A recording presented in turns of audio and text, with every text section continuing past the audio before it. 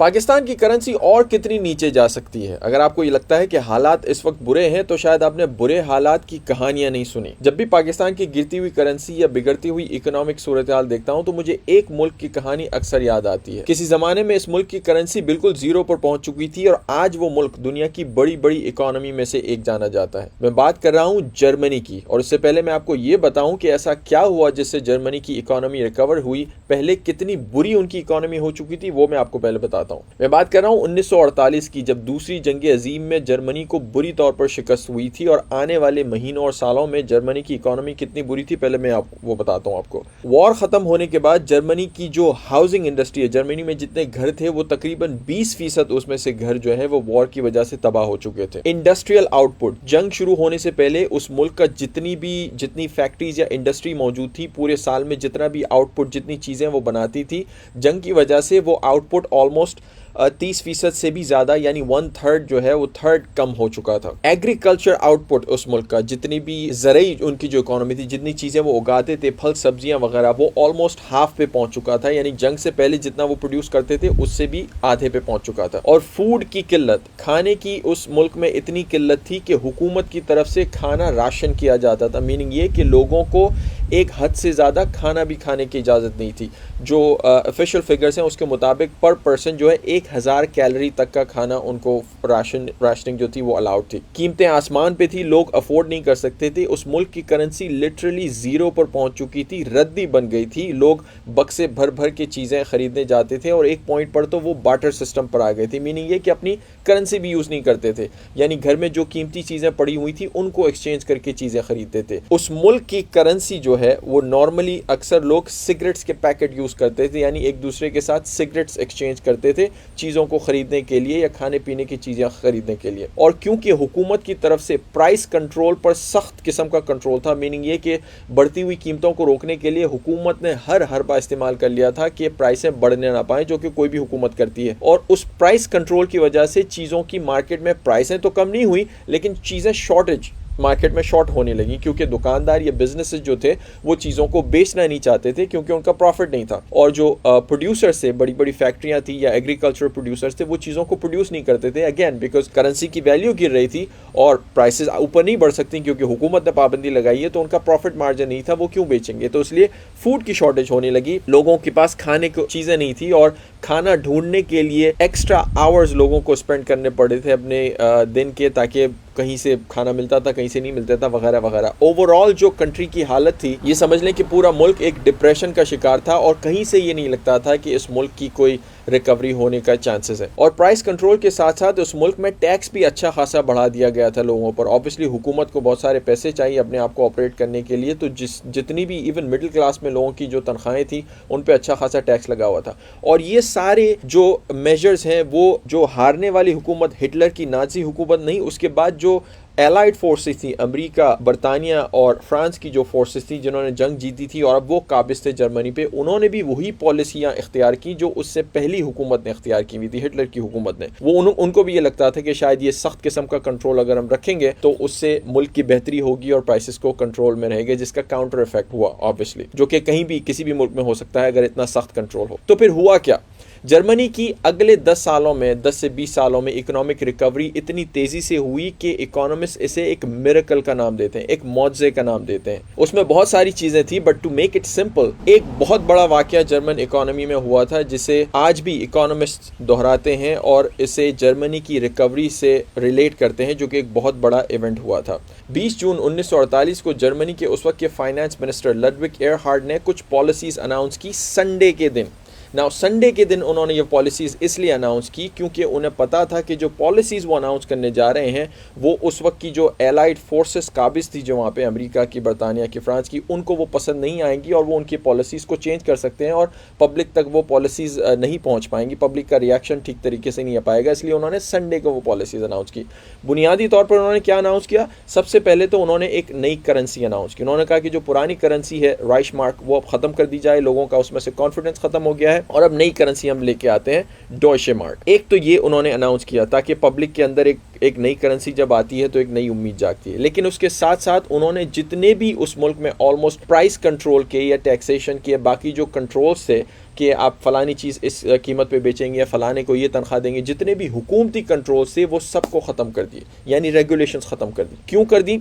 उनका मानना ये था, वो एक फ्री मार्केट इकोनॉमिस्ट थे, उनका ये था कि जब इस मुल्क किसी भी मुल्क में से आप कंट्रोल को ख़त्म कर देते हैं और बिज़नेस कम्युनिटीज़ तक जो दुकानदार हैं या चीज़ें जो प्रोड्यूस करते हैं बेचते हैं उन तक ये सिग्नल पहुंचना ज़रूरी है कि अब आप इस मुल्क में प्रॉफिट कमा सकते हैं। आप जितना चाहें, आपको जो प्राइस सेट करनी है आप भले प्राइस सेट करें, जितना प्रॉफिट कमाना है, बस चीज़ों को मार्केट तक लाएं।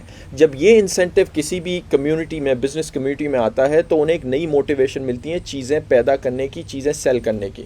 आई नो ये बात सुनकर बहुत सारे लोगों को, और उस वक्त भी ये ख़तरा था कि अगर ये आज़ादी दे दी गई तो कीमतें तो आसमान पे पहुंच जाएंगी और कीमतें लोगों से अफोर्ड नहीं हो पाएंगी।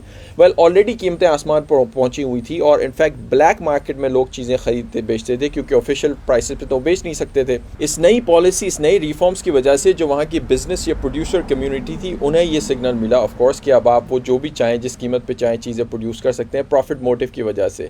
और जो लोगों का खौफ था कि वो अपनी मर्जी की प्राइस रखेंगे वो भी शेप नहीं हुआ, बिकॉज जब एक फ्री मार्केट इकोनॉमी होती है जहाँ पर एक नहीं एक से ज़्यादा प्रोड्यूसर्स होते हैं तो कॉम्पिटिशन की वजह से वो महंगी कीमतों में चीज़ें बेच ही नहीं सकते। दुनिया का कोई भी बिजनेस कभी भी कोई ऐसी प्राइस सेट नहीं करेगा जिससे जो उसे पता हो कि कंज्यूमर अफोर्ड नहीं कर सकता। जब कंज्यूमर अफोर्ड नहीं कर सकता तो वो जितनी भी हाई प्राइस रखेगा उसे खरीद ही नहीं सकता। बहरहाल जर्मनी में इस पॉलिसी के अनाउंस करने के कुछ ही दिनों में, हफ्तों में नहीं कुछ ही दिनों में, इकोनॉमिस्ट का कहना है दुकानें या जितनी मार्केट्स हैं उनमें रोज़मर्रा की इस्तेमाल की अशिया आने लगी और लोगों ने इसकी ख़रीदारी शुरू की। और लोगों को पहले जो अपने एक दिन का बहुत बड़ा हिस्सा चीज़ें ढूंढने में लगता था, प्रोडक्टिविटी वाइज उनका टाइम ज़ाया होता था, अब उन्हें वो टाइम ज़ाया करने की ज़रूरत नहीं है। चीज़ें उनके पास आना शुरू हो गई हैं। चीज़ें शुरू में महंगी भी हो सकती थी या लोगों तक अफोर्डेबिलिटी के इशूज़ थे, लेकिन जैसे जैसे मार्केट में चीज़ों की सप्लाई शुरू हुई वैसे वैसे लोगों के पास ज़्यादा वक्त आया क्योंकि वो बाकी चीज़ों को ढूंढने में अपना टाइम स्पेंड नहीं करते थे। और जब नई इंडस्ट्रीज लगना शुरू हुई इस प्रॉफिट मोटिव की वजह से या नई इकोनॉमी चलना शुरू हुई तो लोगों की जॉब्स भी क्रिएट होना शुरू हुई और लोग काम पे जाना शुरू हो गए। और इस न्यू रिफॉर्म्स की वजह से जर्मनी ने विद इन एक डेकेड यानी 10 से 20 साल के अंदर अपनी इकोनॉमी इस तरह रिकवर की जो कि उस वक्त किसी भी यूरोपियन कंट्री ने नहीं की थी। इस नए रिफॉर्म में एक और रिफॉर्म भी शामिल था, वो था टैक्स रिफॉर्म। इससे पहले जो एलाइड फोर्सेस की हुकूमत थी या उससे पहले भी जो जर्मनी की हुकूमत थी वो मिडिल क्लास से भी अच्छा खासा टैक्स वसूल करते थे। इस नई रिफॉर्म्स की वजह से मिडिल क्लास पे जो है वो तकरीबन सारे पर्सनल इनकम टैक्स ख़त्म कर दिए गए थे। यानी जो टैक्स का रेट था, जो हायर टैक्स रेट था, वो सिर्फ अपर क्लास के लिए, जो बहुत ज़्यादा पैसे अमीर लोग हैं उनके लिए रखा था। आइडिया ये था कि जब मिडिल क्लास पे से आप टैक्स ख़त्म कर देंगे तो उनके पास ऑब्वियसली एक्स्ट्रा पैसे जमा होंगे। जब एक्स्ट्रा पैसे जमा होते हैं उनके पास तो उन्हें फिर वो खर्च भी करने होते हैं। वो अपने ही मुल्क में खर्च करते हैं, नई चीज़ें ख़रीदते हैं या अपने घर बनाते हैं या स्कूल में या वगैरह वगैरह, जहाँ पे भी वो पैसे इकोनॉमी में री इन्वेस्ट करते हैं। और जब इकोनॉमी में वो पैसा जाता है तो उस इकोनॉमी से लोगों को, जो प्राइवेट सेक्टर में या बाकी लोग हैं, उनको तनख्वाहें मिलती हैं वगैरह वगैरह। ये पैसा री इन्वेस्ट हुआ और क्योंकि किसी भी मुल्क की तरह जर्मनी में भी मिडिल क्लास की एक बहुत बड़ी तादाद थी तो ये एक नया जज्बा लोगों में आया इस पैसा इन्वेस्ट करने से, एक नई इकोनॉमी से, और फिर इस तरह उसकी इकोनॉमी इन मेजर जो कुछ चेंजेस हैं उसकी वजह से रिकवर होना शुरू हुई। इसके अलावा भी एक बहुत बड़ी वजह थी जर्मनी की कि जब जर्मनी ये रिकवर हो रहा था at the same time Germany को सिक्योरिटी गारंटीज़ की भी ज़रूरत थी। कोई भी मुल्क जब कोई किसी जंग से बाहर आता है तो उसके साथ हमेशा ये ख़तरा होता है कि कहीं दोबारा जंग तो शुरू नहीं हो जाएगी या सिक्योरिटी के हालात नहीं हैं।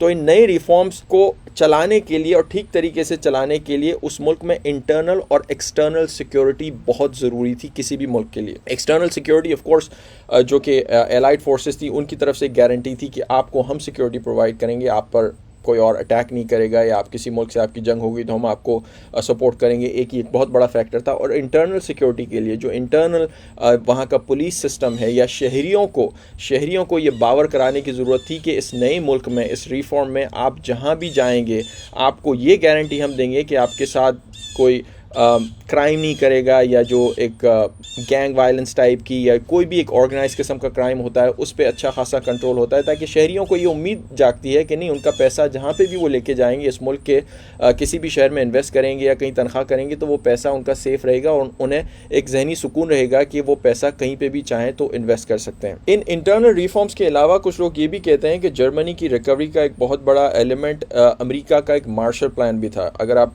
लोगों को ऑलरेडी नहीं पता तो दूसरी जंग अजीम के बाद अमेरिका ने एक बहुत बड़ी इमदाद का ऐलान किया था वेस्टर्न यूरोप के लिए। तकरीबन उस ज़माने में $13 बिलियन के करीब कुछ वो था।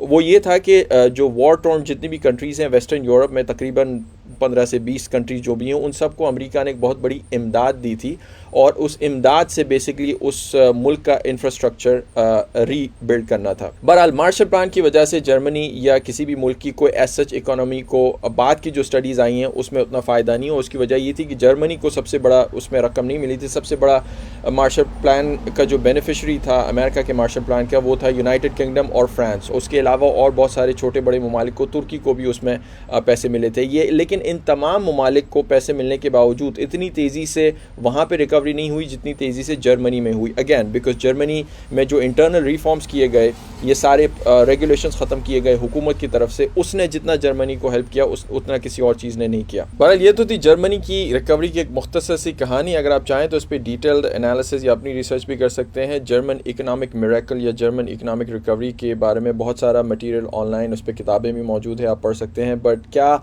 ऐसा किसी और मुल्क के साथ आज के दौर में हो सकता है? क्या पाकिस्तान के साथ भी ऐसा हो सकता है, या ये रिफॉर्म्स पाकिस्तान में भी लाए जा सकते हैं? क्यों नहीं? इस पर आप अपनी राय ज़रूर शेयर कीजिएगा कमेंट सेक्शन में। That's it, see you next time.